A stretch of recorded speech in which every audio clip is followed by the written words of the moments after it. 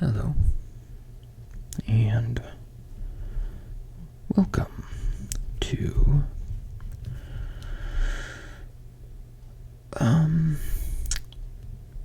a read-along, I guess I'd call it, of a book you may or may not have heard of. This book is called The Call of the Wild. This book is by Jack London, and this book is, gosh, it's about 100 years old, maybe a little older than that. And I figured that I'd love to read this for the channel. And it could be done in just a few videos because it's a pretty short book, as you can see. And this is the illustrated version, so it's shorter than it even looks here because there's lots of pictures that take up lots of space. Now, what I'm thinking for this video is just chapter 1. And if you've never heard of this book, it is considered a classic of sorts, and I don't really want to say too much about what the plot is. I do want to say, if you've seen the movie that came out a few years ago with Harrison Ford, I've heard that movie is really not a good representation of this book. So the book is pretty great, and I don't know how good that movie was, but I don't think it followed the story very accurately, at least based on the trailer. So I figured I have this nice copy that I have not used before that I would like to use, and I figured let's do it for the channel. So I guess we can get into it here.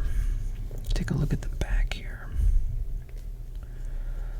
So it says he had been suddenly jerked from the heart of civilization and flung into the heart of things primordial. And if you don't know, this book is about a dog. It's told from the perspective of a dog. So keep that in mind as we get into this. So, without further ado, I hope you have a snack or are somewhere comfortable.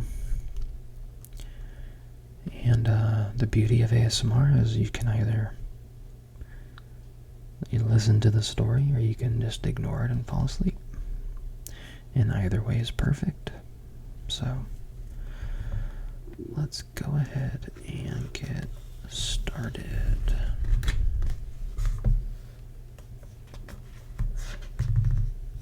So it looks like there are 7 chapters. So today we're going to do the very first chapter, Into the Primitive. Now these plates are the illustrations, so we will see these as we get into it, but I don't want to spoil with those yet. So here we go. Chapter 1, Into the Primitive. Old longings, nomadic leap, chafing at custom's chain, again from its brumal sleep wakens the faring strain. And I do want to point out, I may mispronounce a few things. The vocabulary in this novel is, a lot of it's not common anymore, so I stumble over some of the words, but that's okay. Buck did not read the newspapers, or he would have known the trouble was brewing, not alone for himself, but for every Tidewater dog, strong of muscle and with warm long hair from Puget Sound to San Diego, because men, groping in the Arctic darkness, had found a yellow metal, And because steamship and transportation companies were booming the find, thousands of men were rushing into the Northland. These men wanted dogs, and the dogs they wanted were heavy dogs, with strong muscles by which to toil, and furry coats to protect them from the frost. There he is. There's Buck sitting on the porch. The whole realm was his.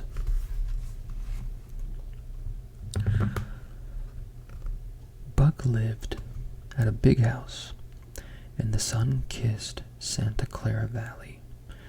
Judge Miller's place, it was called. It stood back from the road, half hidden among the trees, through which glimpses could be caught of the wide, cool veranda that ran around its four sides.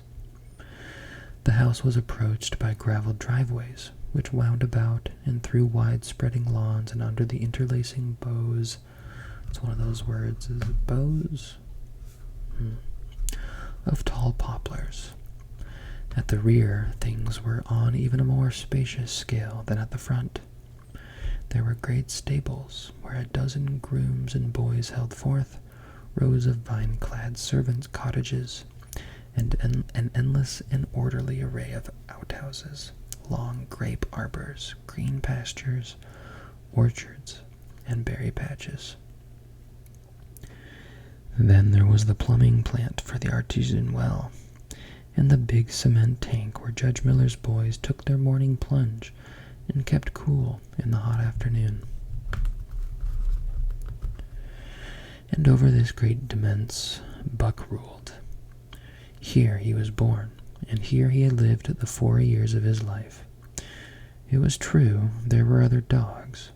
There could not but be other dogs on so vast a place. But they did not count. They came and went, resided in the populous kennels, or lived obscurely in the recesses of the house after the fashion of Toots, the Japanese pug, or Isabel, the Mexican hairless. Strange creatures that rarely put nose out of doors or set foot to ground. On the other hand, there were the fox terriers, a score of them at least, who yelped fearful promises at Toots and Isabel, looking out of the windows at them, and protected by a legion of housemates, armed with brooms and mops.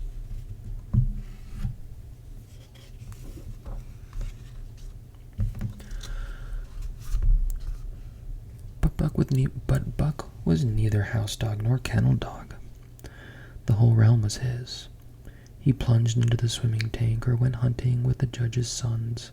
He escorted Molly and Alice, the judge's daughters, on long twilights or early morning rambles. On wintry nights he lay at the judge's feet before the roaring library fire.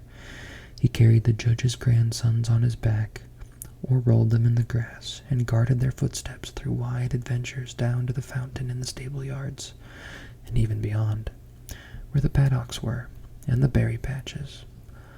Among the terriers, there's a picture. There's him walking with the judge's daughters, I might presume. Among the terriers, he stalked imperiously, and Toots and Isabel he utterly ignored. For he was king over all creeping, crawling, flying things of Judge Miller's place, humans included. His father Elmo, a huge St. Bernard, had been the judge's inseparable companion, and Buck bid fair to follow in the way of his father. He was not so large. He weighed only 140 pounds, for his mother, Shep, had been a Scotch shepherd dog. Nevertheless, 140 pounds, to which was added the dignity that comes of good living and universal respect. So he, born and raised here, kind of a lineage at this point for him. Oh, that's right, this sentence keeps going. That's a comma, not a period. Nevertheless, 140 pounds, to which was added the dignity that comes of good living and universal respect, enabled him to carry himself in right royal fashion. During the 4 years since his puppyhood, he had lived the life of a sated aristocrat. He had a fine pride in himself, was even a trifle egotistical, as country gentlemen sometimes became because of their insular situation. But he had saved himself by not becoming a mere pampered house dog. Hunting and kindred outdoor delights had kept down the fat and hardened his muscles. And to him, as to the cold tubbing races, the love of water had been a tonic and a health preserver. And this was the manner of dog Buck was. And this was the manner of dog Buck was in the fall of 1897, when the Klondike strike dragged men from all the world into the frozen north. But Buck did not read the newspapers, and he did not know that Manuel, one of the gardener's helpers, was an undesirable acquaintance. Manuel had one besetting sin. He loved to play Chinese lottery. Also, in his gambling, he had one besetting weakness: faith in a system. And this made his damnation certain, for to play a system requires money, while the wages of a gardener's helper do not lap over the needs of a wife and numerous progeny. The judge was at a meeting of the Raisin Growers Association, and the boys were busy organizing an athletics club on the memorable night of Manuel's treachery. No one saw him and Buck go off through the orchard on what Buck imagined was merely a stroll. And with the exception of a solitary man, no one saw them arrive at the little flag station known as College Park. This man talked with Manuel, and money chinked between them. "You might wrap up the goods before you deliver 'em," the stranger said gruffly, and Manuel doubled a piece of stout rope around Buck's neck under the collar. "Twist it and you'll choke 'em plenty," said Manuel, and the stranger grunted a ready affirmative. Buck had accepted the rope with quiet dignity. To be sure, it was an unwonted performance, but he had learned to trust in men he knew, and to give them credit for a wisdom that outreached his own. But when the ends of the rope were placed in the stranger's hands, he growled menacingly. He had merely intimidated his displeasure, in his pride believing that to intimidate was to command, but to his surprise the rope tightened around his neck, shutting off his breath. In quick rage he sprang at the man, who met him halfway, grappled him close by the throat, and with a deft twist threw him over his back. When the rope tightened mercilessly, while Buck struggled in a fury, his tongue lolling out of his mouth and his great chest panting futilely. Never in all his life had he been so vilely treated, and never in all his life had he been so angry. But his strength ebbed, his eyes glazed, and he knew nothing when the train was flagged and the two men threw him into the baggage car. The next he knew, he was dimly aware that his tongue was hurting and that he was being jolted along in some kind of conveyance. The hoarse shriek of a locomotive whistling a crossing told him where he was. He had traveled too often with the judge not to know the sensation of riding in a baggage car. He opened his eyes, and into them came the unbridled anger of a kidnapped king. The man sprang for his throat, but Buck was too quick for him.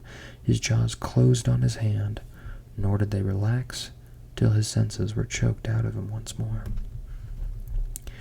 "Yep, as fits," the man said, hiding his mangled hand from the baggage man, who had been attracted by the sounds of struggle. "I'm taking him up for the boss to Frisco. A crack dog doctor there thinks he can cure him." Concerning the night's ride, the man spoke most eloquently for himself. In a little shed, back of a saloon on the San Francisco waterfront. "All I get is 50 for it," he grumbled, "and I wouldn't do it for over 1,000 cold cash."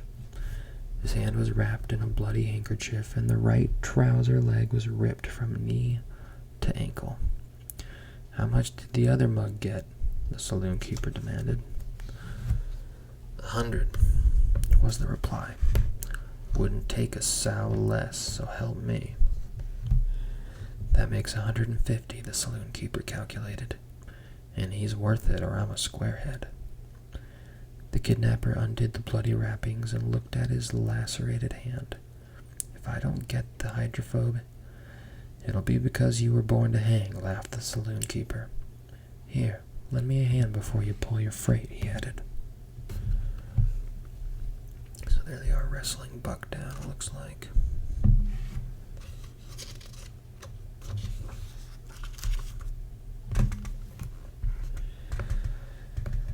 Dazed, suffering intolerable pain from throat and tongue, with the life had half throttled out of him, Buck attempted to face his tormentors.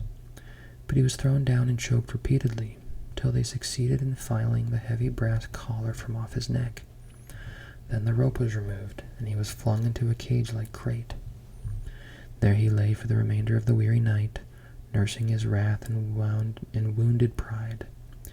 He could not understand what it all meant. What did they want with him, these strange men? Why were they keeping him pent up in this narrow crate? He did not know why, but he felt oppressed by the vague sense of impending calamity. Several times during the night he sprang to his feet when the shed door rattled open, expecting to see the judge, or the boys at least. But each time it was the bulging face of the saloon keeper that peered in at him by the sickly light of a tallow candle.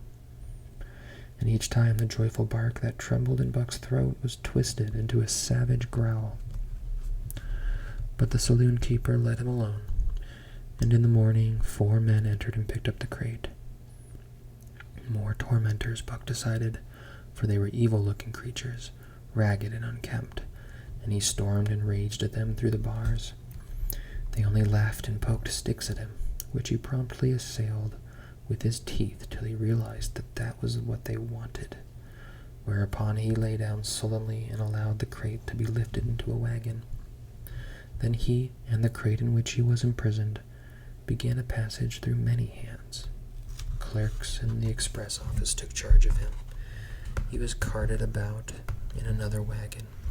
A truck carried him, with an assortment of boxes and parcels, upon a ferry steamer. He was trucked off the steamer into a great railway depot, and finally he was deposited in an express car.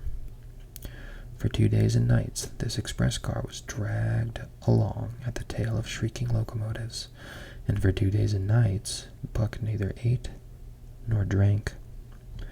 In his anger he had met the first advances of the express messengers with growls, and they had retaliated by teasing him.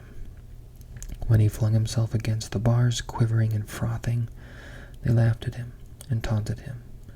They growled and barked like detestable dogs, mewed and flapped their arms and crowed. It was all very silly, he knew, but therefore the more outrage to his dignity, and his anger waxed and waxed. He did not mind the hunger so much. There he is in the cage. He did not mind the hunger so much, but the lack of water caused him severe suffering and fanned his wrath to fever pitch. For that matter, high-strung and finely sensitive, the ill treatment had flung him into a fever, which was fed by the inflammation of his parched and swollen throat and tongue. He was glad for one thing. The rope was off his neck. That had given them an unfair advantage. But now that it was off, he would show them. They would never get another rope around his neck. Upon that he was resolved. For 2 days and nights he neither ate nor drank, and during those 2 days and nights of torment he accumulated a fund of wrath that boded ill for whoever first fell foul on him. His eyes turned bloodshot, and he was metamorphosed into a raging fiend. So changed was he that the judge himself would not have recognized him, and the express messengers breathed with relief when they bundled him off the train in Seattle. 4 men gingerly carried the crate from the wagon into a small, high-walled backyard. A stout man with a red sweater that sagged generously at the neck, came out and signed the book for the driver. That was the man Buck divined, the next tormentor, and he hurled himself savagely against the bars. The man smiled grimly and brought a hatchet and a club. "You ain't going to take him out now?" the driver asked. "Sure," the man replied, driving the hatchet into the crate for a pry. There was an instantaneous scattering of the 4 men who had carried it in, and from safe perches on top of the wall they prepared to watch the performance. So there he is, using that hatchet to open the box. Or crate, rather. Buck rushed at the splintering wood, sinking his teeth into it, surging and wrestling with it. Wherever the hatchet fell on the outside, he was there on the inside, snarling and growling, as furiously anxious to get out as the man in the red sweater was calmly intent on getting him out. "Now, you red-eyed devil," he said, when he had made an opening sufficient for the passage of Buck's body. At the same time, he dropped the hatchet and shifted the club to his right hand. And Buck was truly a red-eyed devil, as he drew himself together for the spring, hair bristling, mouth foaming, a mad glitter in his bloodshot eyes. Straight at the man he launched his 140 pounds of fury, surcharged with the pent passion of 2 days and nights. In midair, just as his jaws were about to close on the man, he received a shock that checked his body and brought his teeth together with an agonizing clip. He whirled over, fetching the ground on his back and side. He had never been struck by a club in his life, and did not understand. With a snarl that was part bark and more scream, he was again on his feet and launched into the air. And again the shock came, and he was brought crushingly to the ground. This time he was aware that it was the club, but his madness knew no caution. A dozen times he charged, and as often the club broke the charge and smashed him down.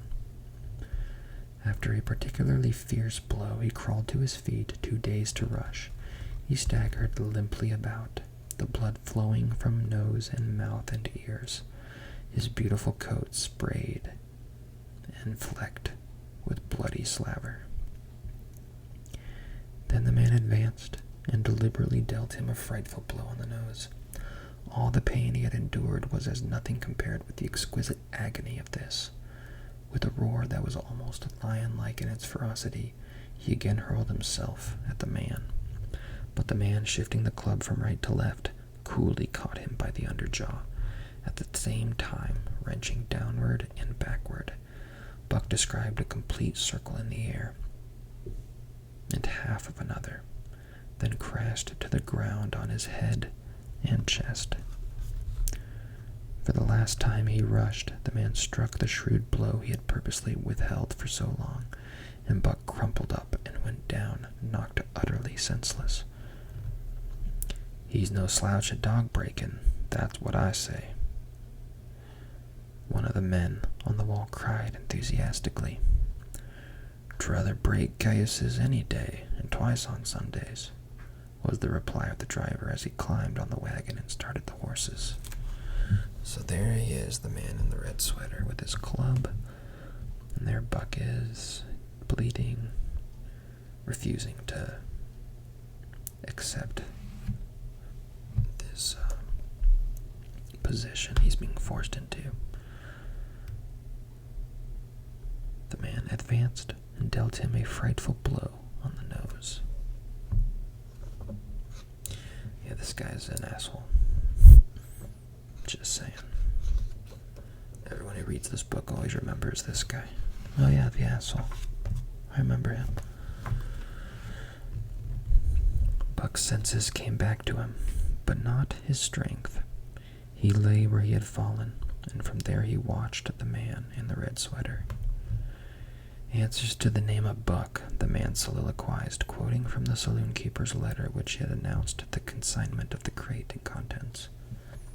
"Well, Buck, my boy," he went on in a genial voice, "we've had our little ruction, and the best thing we can do is to let it go at that. You've learned your place, and I know mine. Be a good dog and all will go well, and the goose hang high. Be a bad dog, and I'll whale the stuffing out of you. Understand? As he spoke, he fearlessly patted the head he had so mercilessly pounded, and though Buck's hair involuntarily bristled at the touch of the hand, he endured it without protest. When the man brought him water, he drank eagerly, and later bolted a generous meal of raw meat, chunk by chunk, from the man's hand. Let me reacquaint myself here. There we go.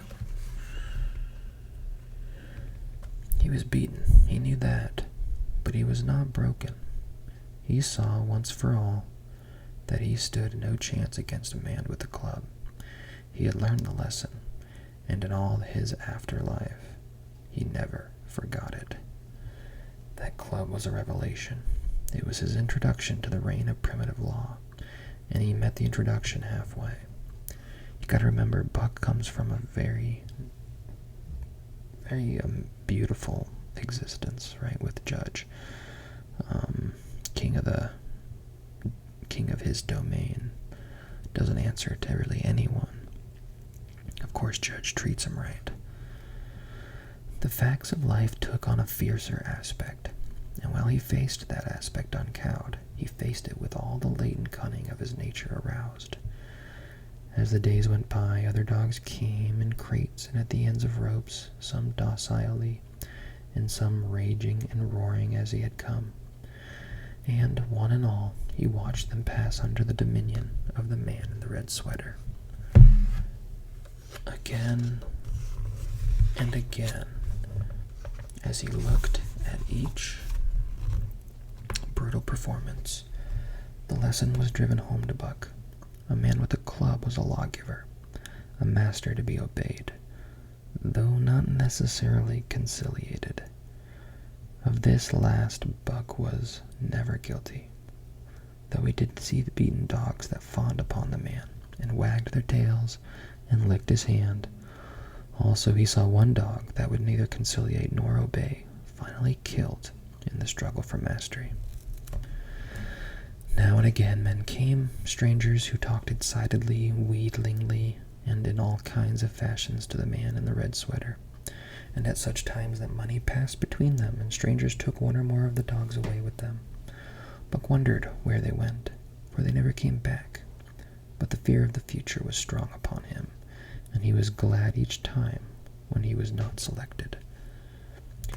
Yet his time came, in the end, in the form of a little weazened man, who spat broken English, and many strange and uncouth exclamations which Buck could not be understood.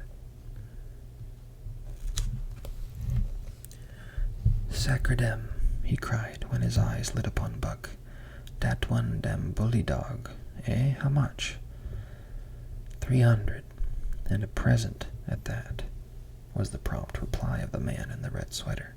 Remember, this is over 100 years old, so $300 is, it sounds like a lot even now, but that's a pretty penny back then. "And seeing it's government money, you ain't got no kick coming, eh, Peru?" So, this is a French name. I think it's pronounced Perot. So I'm going to go with Perot. I hope I'm not wrong there. Perot grinned, considering that the price of the dogs had been boomed skyward by the unwanted demand. It was not an unfair sum for so fine an animal. The Canadian government would be no loser, nor would its dispatches travel the slower. Perot knew dogs, and when he looked at Buck, he knew that he was 1 in 1,000. 1 in 10,000, he commented mentally. Buck saw money pass between them, and was not surprised when Curly, a good-natured Newfoundland, and he were led away by a little weazened man. That was the last he saw of the man in the red sweater, and as Curly and he looked at receding Seattle from the deck of the Narwhal, it was the last he saw of the warm Southland. Curly and he were taken below by Perot and turned over to a black-faced giant called Francois. Perot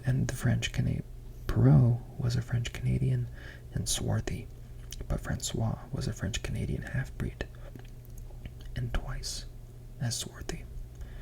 They were a new kind of men to Buck, of which he was destined to see many more. And while he developed no affection for them, he nonetheless grew honestly to respect them. He speedily learned that Perrault and Francois were fair men, calm and impartial in administering justice, and too wise in the way of dogs to be fooled by dogs.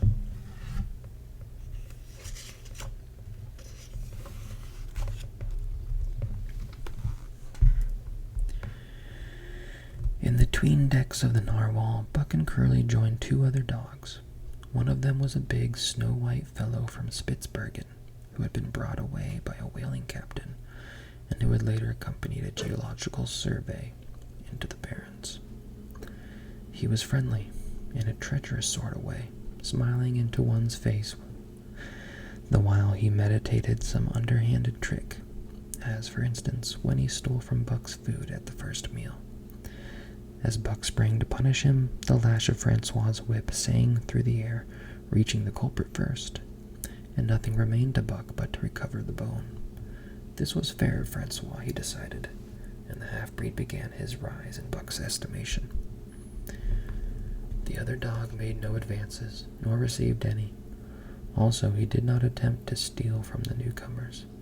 He was a gloomy, morose fellow, and he showed Curly plainly that all he desired was to be left alone, and further, that there would be trouble if he was not left alone. Dave, he was called, and he ate and slept or yawned between times, and took interest in nothing. There's the narwhal leaving. Took interest in nothing, not even when the narwhal crossed Queen Charlotte Sound and rolled and pitched and bucked like a thing possessed. When Buck and Curly grew excited, half wild with fear, he raised his head as though annoyed, favored them with an incurious glance, yawned, and went to sleep again. Day and night, the ship throbbed to the tireless pulse of the propeller, and though one day was very like another, it was apparent to Buck that the weather was steadily growing colder. At last, one morning, the propeller was quiet, and the narwhal was pervaded with an atmosphere of excitement. He felt it, as did the other dogs, and knew that a change was at hand. Francois leashed them, and brought them on deck. At the first step upon the cold surface, Buck's feet sank into a white, mushy something very much like mud. He sprang back with a snort.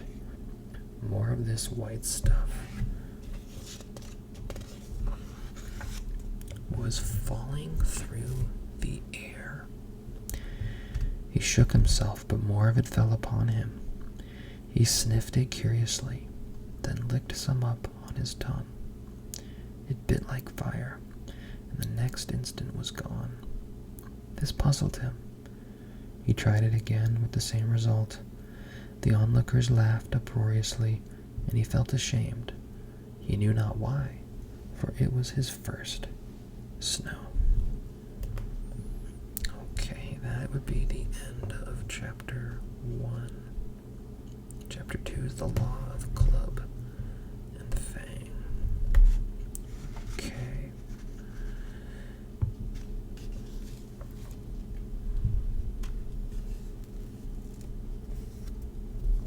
Well, thank you for joining me for The Call of the Wild. It's a great novel. I highly recommend reading it. When you get the chance or picking up a copy, I'm sure you could go to a local bookstore and get a copy for like $1. But if you do want something like this one, I got this from Barnes & Noble's a few years ago, and I've never used it. The copy that I've read myself is just a little paperback that I've highlighted to hell, so I didn't want to use that. I figured this one would be more interesting. So, alright, well, have a good evening, or a good morning, or a good day, or a good whatever it is that you're experiencing at this very moment. I hope it's good. Alright,